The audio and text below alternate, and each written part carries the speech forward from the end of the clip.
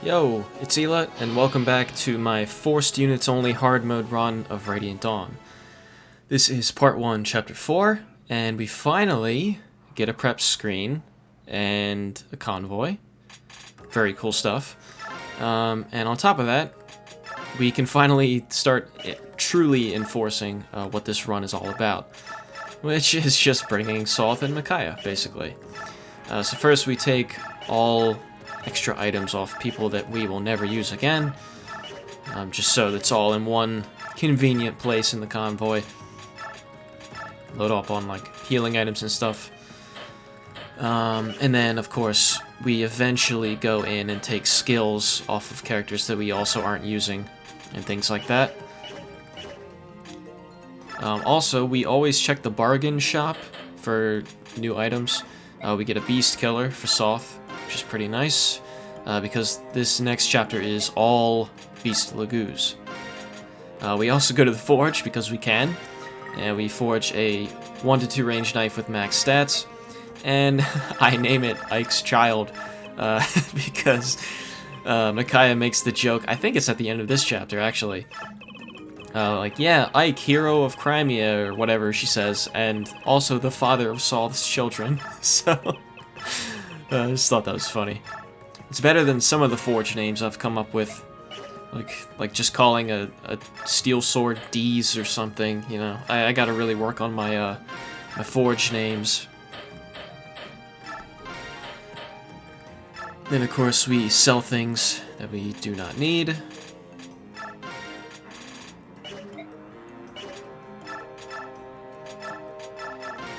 Take off skills, as I said before. I think we give Sothe cancel, and that might be it. We take Shade off Ilyana, give it to Micaiah. No reason not to.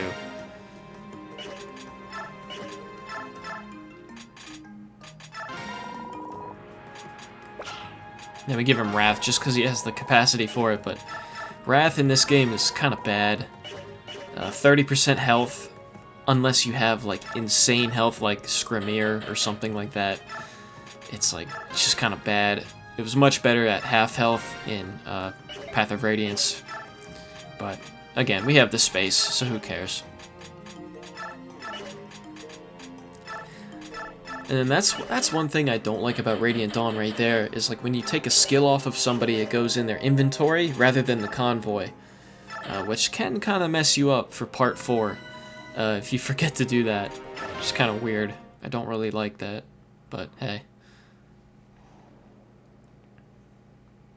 So yeah, the only units allowed for this are Micaiah and Sothe. We save, and then we go into it.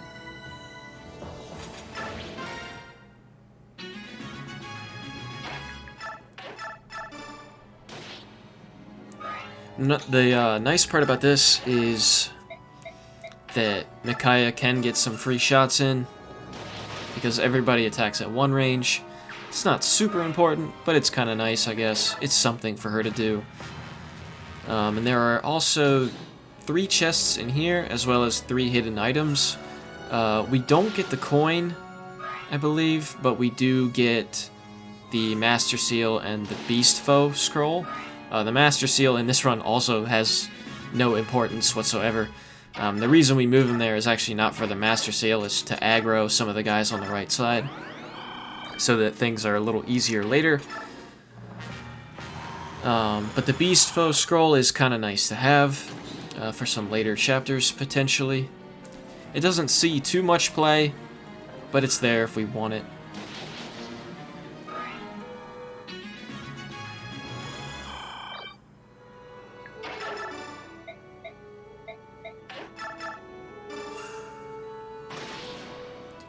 Free kill. And then I look at this and I'm like, nah, that's not worth a forge. That's overkill as fuck. We will be using that a lot more next chapter though.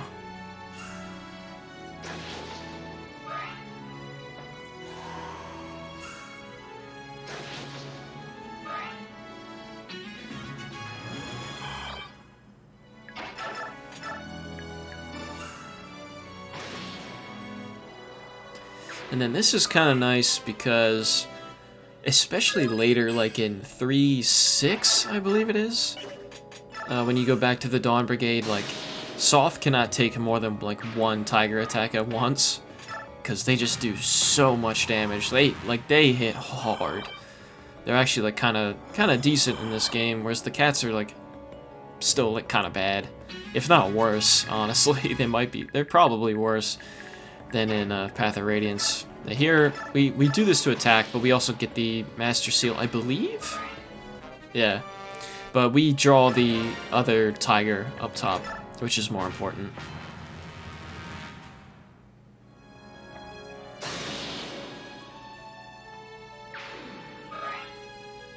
And then Sothe can move right back to where he was.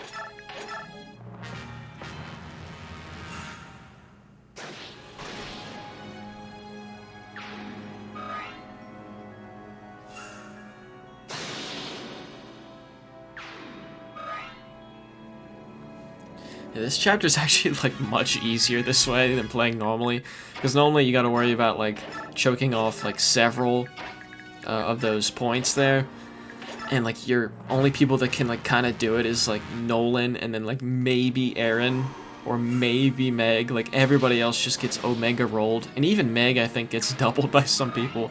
It's not pretty,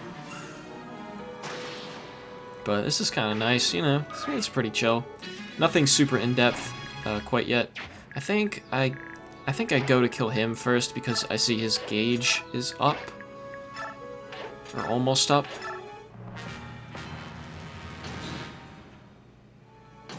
And I don't know why they did that. It's like their AI, if they can't attack someone, they attack the wall instead. That's kind of funny. It buys us like a little bit of time, I suppose.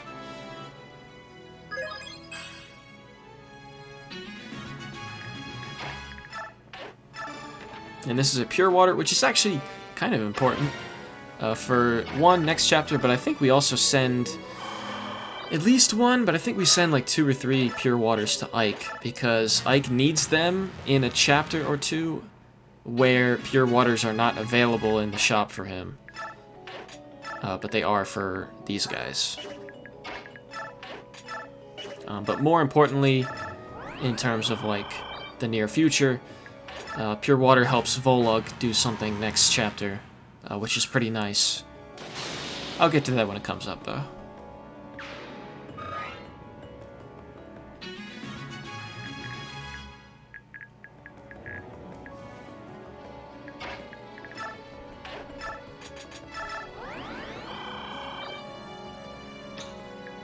And then I don't recall if this boss moves here.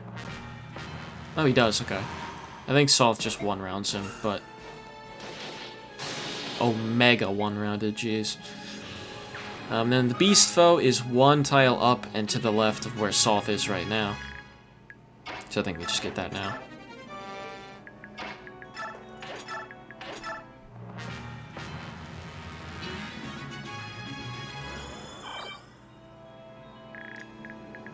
And then I think I go up and kill that guy instead first.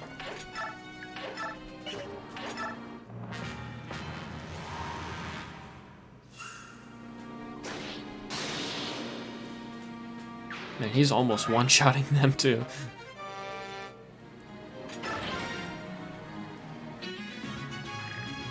And then I think we kept the chest key just so Micaiah can do this. Not necessary, but it's something. So that he can run back down for a bit.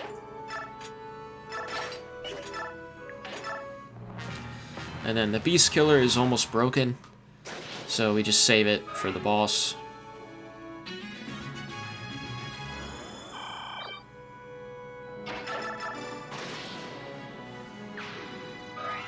Alright, and then you'll see me move Micaiah down toward the bottom end, and then Sothe goes up top. But I could have just left Micaiah where she is, really. Basically what he's doing is he's drawing the boss out, because the boss will move if you're like 1 tile out of his range before transforming. So I just kind of test the water here a little bit, because again, I can't check ranges. But I know it's like somewhere like right there. I believe he moves now. and it won't aggro the guy below him. So what that means is that we can kill him. I think we might enemy phase.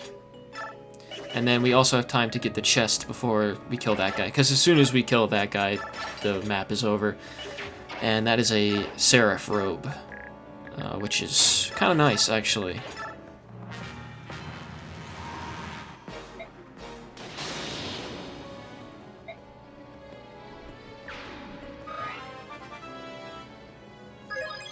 And actually, we didn't even use the Beast Killer on the boss, did we? Oh, no, we did. Okay. I couldn't remember if I forgot to switch or not. But yeah. So, Seraph Robe. Kill him. And that's pretty much a wrap. So yeah, that is Part 1, Chapter 4. Hear Raphael singing a little bit. Thanks for watching. I will see you next time.